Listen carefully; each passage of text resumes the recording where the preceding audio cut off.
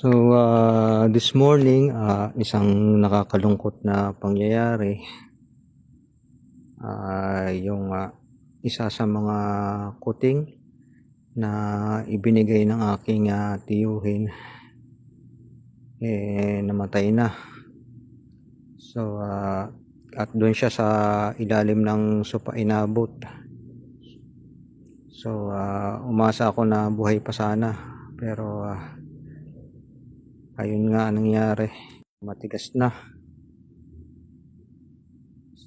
Binalot na lang sa plastic at sa eco bag at sinama na lang sa basurahan.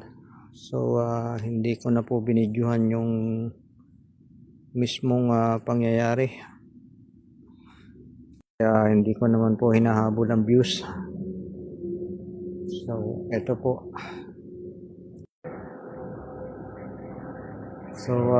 Ilang araw din nawala yung kuting na yon, tapos siguro mga 3 o 4 na araw, tapos ay bumalik, nakita namin sa bubong. Mailap pa siya nung una, tapos napansin na lang namin pagbalik, talagang mahina na. Ito siya nung buhay pa. Kakapanghinaya nga po at bigay pa ng tiyuhin, although mahirap din naman pag maraming kuting.